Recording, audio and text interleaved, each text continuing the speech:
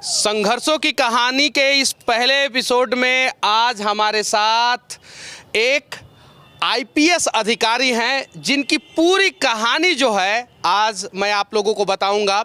और सबसे पहले यूपीएससी एग्ज़ाम के बारे में मैं आप लोगों को बता देना चाहता हूं कि ये एग्ज़ाम सिर्फ और सिर्फ भारत का ही नहीं, पूरी दुनिया का सबसे टफ एग्ज़ाम होता है और उसी से आईएएस, आईपीएस, आईआरएस, आईएफएस अधिकारी निकलते हैं जो पूरे भारत को चलाते हैं। तो राजीव सर का सबसे पहले सच तक न्यूज़ में स्वागत है। धन्यवाद मनीष जी। सभी दर्शकों को मेरा नमस्कार। आपसे जो है आज टोटली वो बातें होगी जिसे देखने के बाद बहुत सारे यूपीएससी तैयारी करने वाले बच्चों के अंदर जोश और जुनून आ जाए, एग्ज़ाम की तैयारी करने वाले बच्चों के अंदर जोश और जुनून आ जाए और वो अपने सपनों को पूरा करें। तो पहला सवाल मैं आपसे पूछना चाहता हूँ कि आखिर आप जब जन्म लिए होंगे इस धरती पे और आज आपके कंधे पे जो चमकता हुआ स्टार अशोक स्तंभ के साथ दिख रहा है, इस संघर्ष की कहानी के पीछे आपका संघर्ष कितना लंबा है उसके बारे में बताइए। जी, सबसे पहले अगर यूपीएससी एग्ज़ाम की बात करते हैं या अन्य एग्ज़ाम्स की, अन्य प्रतियोगी परीक्षाओं की हम बात करते हैं तो सबसे महत्वपूर्ण ये है कि हम अपना पहले मन बनाएं। अगर हमने मन बनाया है, अगर ठाना है तो निश्चित ही हम उसमें आगे बढ़ेंगे, उसके लिए प्रयास करेंगे और सफलता प्राप्त करेंगे। साथ ही मैं ये कहना चाहूँगा, एक 2 मिनट का एक विश्लेषण सा है, एक संक्षिप्त, जो कि मेरे ख्याल से जो यूपीएससी के एस्पिरेंट्स हैं, यूपीएससी परीक्षाओं की तैयारी कर रहे हैं, अन्य स्टेट सर्विसेज की परीक्षाओं की तैयारी कर रहे हैं, तो इसमें मुख्यतः हम अगर कहें तो 3 कीवर्ड्स हैं। एक तो है नॉलेज। नॉलेज का मतलब है जानकारी। जानकारी हम कैसे प्राप्त करें? एपीजे अब्दुल कलाम साहब को कोट करना चाहूँगा, knowledge is equal to creativity. अब क्रिएटिविटी क्या है, सृजनता क्या है? Learning gives us creativity. जब हम सीखने की कोशिश करते हैं तो हमारे पास क्रिएटिविटी आती है। इसका एक क्रम है कि क्रिएटिविटी लीड्स टू थिंकिंग, फिर हम विचार करते हैं और थिंकिंग जो है, विचार करना, वो हमको gives us knowledge. Knowledge makes us perfect, knowledge makes us great. तो सबसे पहला महत्वपूर्ण जो भी एस्पिरेंट्स हैं यूपीएससी के लिए, सबसे पहले है कि हमको मन बनाना, उसके बाद हमको नॉलेज एकत्र करना। अब नॉलेज जब हमने एकत्र कर ली तो हम आते हैं दूसरे स्टेप पे। दूसरा स्टेप है स्किल। स्किल कहते हैं कार्यकौशल। कार्यकौशल क्या है कि जब हम अपने जो जानकारी है, जो भी नॉलेज हमने सीखी है, जब हम उसको प्रैक्टिस में लाएं, जब हम उसका क्रियान्वयन करें, तो वो स्किल है। हम उदाहरण देते हैं पुलिस की सेवाओं में, हम अपने जवानों को सिखाते हैं कि ये हमारा राइफल है, ये आर्म्स है, ये एमुनिशन है, इसको आपको ऐसे खोलना है, ऐसे जोड़ना है। लेकिन जब हम उनको क्रियात्मक रूप से प्रैक्टिकल ट्रेनिंग के लिए हम फायरिंग बट पे ले जाके उसी वेपन से उनको फायर कराते हैं, तो ये उनका स्किल डेवलपमेंट होता है। नॉलेज, उनको थ्योरेटिकल नॉलेज दी गई, फिर जब हमने फील्ड में उतारा, तब उनको जब हमने प्रदर्शन कराया तो वो स्किल डेवलप हुई। Knowledge, skill. और सबसे तीसरा महत्वपूर्ण बिंदु है, वो है एटीट्यूड का। हमारा एटीट्यूड क्या है, हमारा नज़रिया क्या है, हमारी विचारधारा क्या है, हमारा पॉजिटिव एटीट्यूड है या नेगेटिव एटीट्यूड है। उदाहरण देता हूँ कि एक गिलास में पानी है, कोई कहता है कि आधा गिलास भरा है, कोई कहता है आधा गिलास खाली है। अब जो भरा है वो पॉजिटिव साइड में है। अब हम कैसे एटीट्यूड में अगर हम कोई परिवर्तन करना चाहें तो निश्चित तौर पे वो कठिन कार्य होता है। लेकिन अगर हमारे पास करेज, तो हम एटीट्यूड को पॉजिटिव साइड ले सकते हैं। करेज किस बात का? करेज टू इन्वेंट, कि हम नई चीज़ों को खोजें। Courage to walk on unexplored path, उन रास्तों पे चले जिनको कि किसी ने एक्सप्लोर नहीं किया है। और courage to take decision, courage to fight. ये अगर हम अपने आत्मबल के साथ ये साहस रखते हैं तो निश्चित रूप से हमारा एटीट्यूड भी पॉजिटिव होगा।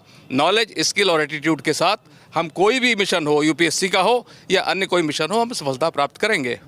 मतलब कि ये जो 3 मिनट का आपका फॉर्मूला था, अगर कोई भी एग्जाम देने वाला बच्चा जो है वो अपने अंदर ढाल ले तो शायद जो है वो दुनिया का सबसे टफ एग्जाम फाइट कर सकता है। बिल्कुल सही है। उसके लिए स्काई इज़ द लिमिट, उसको सोचना है और उसको इन तीन जो कीवर्ड्स हैं इसको फोकस करेगा तो उसके पास हर तरह की सफलता, किसी भी परीक्षा में वो सफलता प्राप्त करेगा और जो है वो जो सोचेगा वही कर सकेगा। एक कहावत है कि यूपीएससी एग्ज़ाम अगर आपको क्रैक करना है तो दिल टूटना ज़रूरी है। क्या ये बात सत्य है सर? देखिए, जब आप किसी प्रतियोगी परीक्षा में जाते हैं, आपका प्रयास होता है, बहुत बार आप जब प्रयास करते हैं तो सफलता नहीं मिलती। मैं आपको अपना ही उदाहरण दे सकता हूं कि मैंने जब पोस्ट पोस्ट ग्रेजुएशन के बाद कानपुर में 13 डिग्री कॉलेजेस में मैंने लेक्चरशिप के लिए इंटरव्यू दिया और 13 जगह मुझे असफलता मिली। उसके बाद फिर मैं पीपीएन डिग्री कॉलेज में कॉमर्स में प्रवक्ता पद पर नियुक्त हुआ। लेकिन 13 बार का झटका वो ऐसा था कि टूटने के लिए पर्याप्त था। उसमें आदमी बिखर सकता है, डिप्रेशन में जा सकता है, उसकी कोई भी स्थिति हो सकती है। वो उसको लग सकता है कि मैं तो किसी काम का नहीं हूँ। और लेकिन उसमें अब महत्वपूर्ण क्या था, उसके बावजूद भी एक तो निश्चित तौर पे आपका आत्मबल, आपकी कंटिन्यूटी, परसिस्टेंसी, लगातार आपका प्रयास जब आप करते हैं तो सफलता मिलती है। बहुत सारे बच्चे जो है यूपीएससी एग्जाम के लिए बैठते हैं, लेकिन सफलता सिर्फ और सिर्फ 1 से 2% को मिलता है। बाकी जो है 98%, 99% रिटर्न आ जाते हैं। उन लोगों को क्या कहना चाहते हैं? देखिए, ज़रूरी नहीं है कि आप यूपीएससी की तैयारी करें और यूपीएससी में आप सफल हों, लेकिन अगर आप यूपीएससी के अलावा भी दुनिया बहुत बड़ी है, बहुत सारी अपॉर्चुनिटीज़ हैं। अगर आपने यूपीएससी की तैयारी करी है, लगातार आप डिवोटेड होकर आपने प्रयास किया है, सफलता मिलना नहीं मिलना ये बहुत सारी चीज़ें हैं। इसमें भाग्य भी होता है, कर्म भी होता है, एक उसका संतुलन भी होता है। लेकिन अगर आप सफल नहीं भी हुए तो आपके पास इतनी अपॉर्चुनिटी है कि आपने जब उस कंपटीशन को फेस किया है तो आप कहीं ना कहीं दुनिया के जो अन्य एस्पेक्ट्स हैं उसमें आप अवश्य सफल होंगे। अच्छा, यूपीएससी की तो बात हमने कर लिया। ये बताइए सर कि 10th क्लास में जब आप थे या 12th क्लास में, तो क्या उस समय आपने सोचा था कि मुझे यूपीएससी क्रैक करना है और किसी भी हाल में अपने कंधे पे जो है अशोक स्तंभ लगाना है? जी बिल्कुल, ये प्रश्न आपका बहुत अच्छा है। ये लोगों को सरप्राइज़ होगा कि मैंने कभी ऐसा नहीं सोचा था। और ये जब प्रतियोगी परीक्षाओं में जाने का मैंने जब ग्रेजुएशन कर लिया बहुत लेटर स्टेज में, तो ये आपको निश्चय करना है। जो ऐसे मैंने प्रारंभ में कहा कि आपको ठानना है, मन बनाना है, तो ये मेरा मन जब ग्रेजुएशन हो जाने के बाद और पोस्ट ग्रेजुएशन के बीच का जो पीरियड था, उस वक्त ये मन बना कि हमको भी प्रतियोगी परीक्षाओं में जाके प्रशासनिक सेवाओं में जाना है। शुरुआती के दिनों में आप पढ़ने में कैसे थे सर? शुरुआत में पढ़ने में अगर हम पीछे की बात करें तो क्लास 5th तक जो है वो परफॉर्मेंस सामान्य से भी गिरी हुई थी। 5 से 8 के बीच में थोड़ा सा इम्प्रूवमेंट हुआ, लेकिन 8th के बाद जब 9th 10th आया, 9th 10th के बाद से चाहे वो फैमिली का सपोर्ट हो, पेरेंट्स का सपोर्ट रहा हो, या कुछ जो है कभी कभी आत्मज्ञान भी प्राप्त होता है आदमी को, सोचता है जब, तो 9th 10th के बाद परफॉर्मेंस अच्छी रही और लगातार चाहे हाई स्कूल हो, इंटरमीडिएट हो, ग्रेजुएशन, पोस्ट ग्रेजुएशन, सब में मुझे फर्स्ट क्लास की जो है वो मार्क्स आते रहे और फर्स्ट क्लास की श्रेणी प्राप्त होती रही। प्रयागराज में हर साल एक नया जिला बनता है और आप पिछले शायद से 2-3 साल से माघ मेला के एसपी हैं यहाँ पे। कैसे इन सारे कठिनाइयों को हैंडल कर लेते हैं आप आसानी तरीके से? जी, ये एक बड़ा चैलेंज होता है और मैं भाग्यशाली हूँ कि मुझे तीसरी बार इस पावन भूमि पे आके सेवा करने का मौका मिला है। ये एक पूरा जिला बनता है, लाखों लाख श्रद्धालु आते हैं। अभी जो मौनी अमावस्या का पर्व हुआ, इसमें 2 करोड़ 9 लाख लोगों ने आके संगम तट पर और अन्य स्नान घाटों पर आस्था की डुबकी लगाई। हमारा प्रयास ये होता है कि हम उनको सुगम आवागमन दें। जो कल्पवासी पौष पूर्णिमा से माघी पूर्णिमा तक रहते हैं उनको सुरक्षित प्रवास दें।